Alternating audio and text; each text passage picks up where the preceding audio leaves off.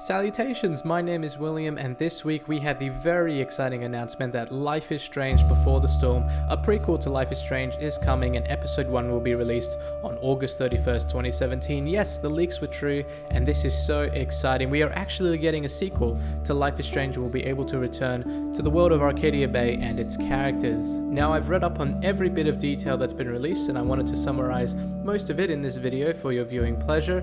I'll also be pointing out some of the more interesting things that were announced, so let's get into it. First important detail I wanted to address is that this is not Life is Strange Season 2. This is a spin-off miniseries of sorts from the developers known as Deck 9 Games. This is their 3-episode entry into the Life is Strange universe. The actual Season 2 is still in production with Donut Entertainment, the original developers of Life is Strange. Now, Deck 9 Games did release a developer diary talking about their involvement and their role for creating this miniseries, which is a big chunk of it. They didn't really mention anything about Donut or what their involvement is with the story. Ashley Birch, and we'll talk about her a bit later, described this series as a prequel that's being written by the fans of the first game. I'm not implying that that's a bad thing. I do think in a lot of cases you could argue that the direction fans would love to see open-ended stories go can be vastly different from where the developers would see them go.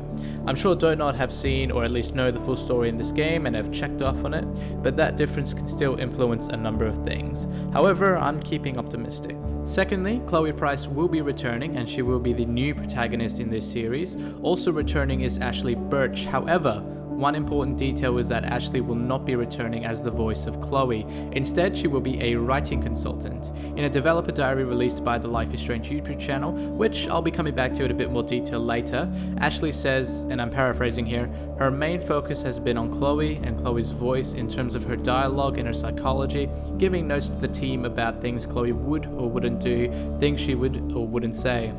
And to me, this seems like her contribution as a writing consultant is very small. It's only on Chloe and not on the rest of the story, which seems to be left up to Deck 9 Games. At first, I thought her not voicing Chloe was a choice. They wanted to make her sound a bit more younger. However, Ashley then tweeted out that she wasn't able to reprise her role due to the SAG-AFTRA strike, which is a strike by voice actors against American video game companies. I won't get into that right now, but what this does mean is that Chloe is going to be voiced by an actor named Rihanna DeVries. Later, during E3, IGN released some gameplay of Before the Storm, which I'll touch on a bit later, but the gameplay did give us some dialogue of Chloe, which I'll let you listen to quickly. 300 dock workers laid off, their pensions canceled? God, Prescott's a real tool. You really don't think before you act, do you? Nope. So where's my pot? So far, what I've learned about you is that you're into acting, lying, and playing games. Now, my honest opinion on this is that yes, she does sound a bit different. Chloe sounds a bit more unsure of herself and a little less confident. I do think that is on purpose, however, to show a different period of Chloe's life and to show that she was a different person during this period. I'll be honest, after listening to the full video and hearing how Chloe reacts to certain situations, I honestly did forget that it was a different voice actor and it was like we had good old Chloe from Season 1.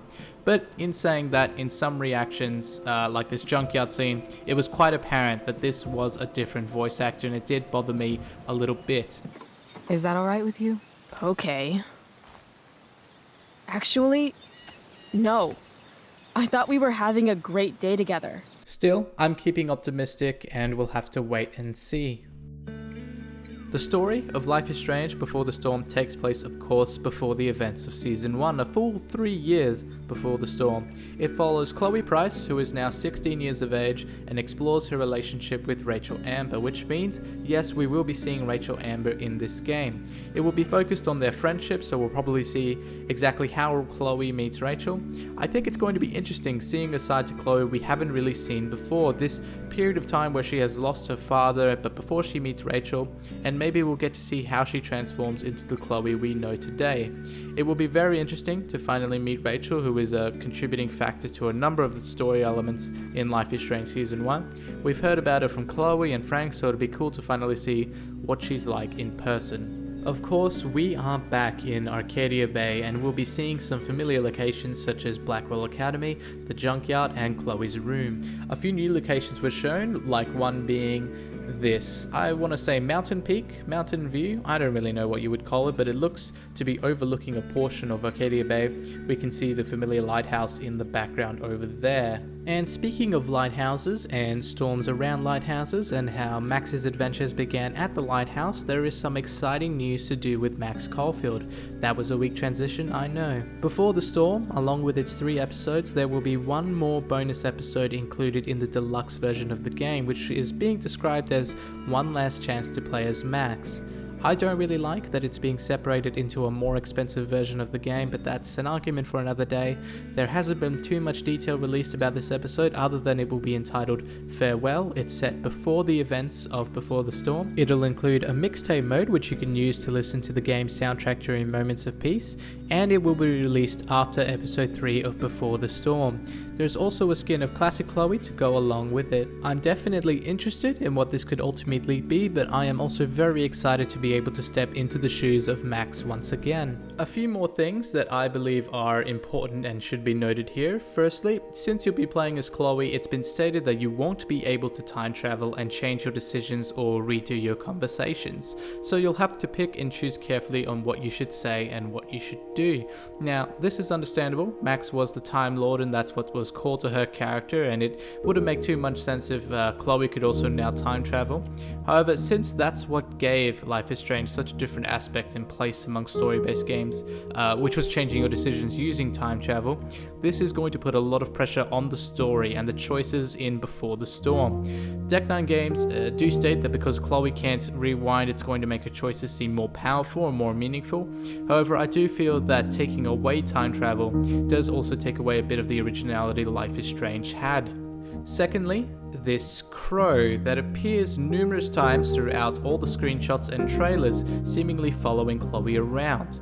Animals in Life is Strange do have this bigger meaning behind them, especially what or whom that animal represents. There's a lot of debate as to what their actual meaning is, but looking back quickly, if we assume that the butterfly represents Chloe and the doe represents Rachel and the squirrels represent Samuel, who does the crow represent?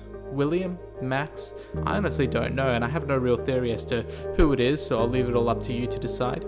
Thirdly, Chloe will not have a diary like Max. She's a little too hardcore for that, so instead she will be writing about her actions and events in letters that will be addressed to Max. However, she will never send them. I actually like this idea. It will give us a better window into what Chloe is thinking, and it's a clever way to reintroduce this mechanic into the game and fit it for Chloe.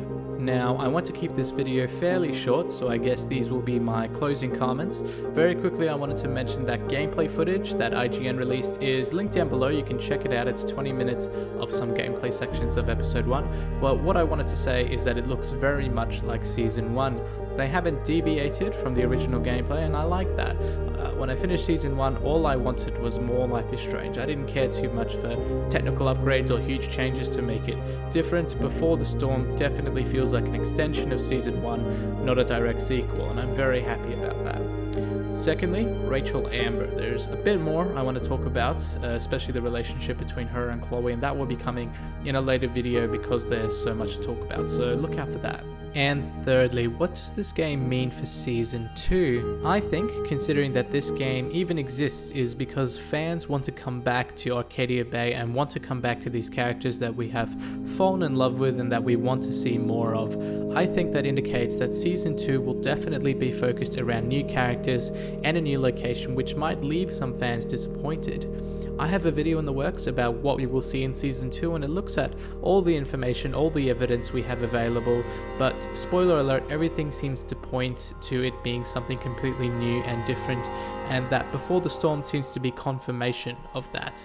They want to give something to the fans who might not necessarily want a different cast for Season 2, so look out for that video as well. And that's it. I hope you've enjoyed this video. Let me know what you think below, and I'll see you again soon. Thank you. Fuck this place.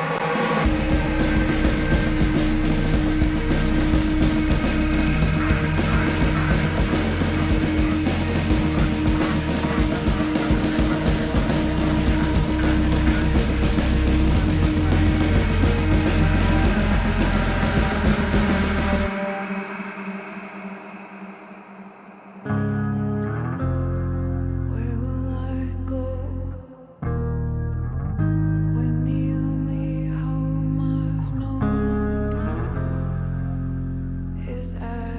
share.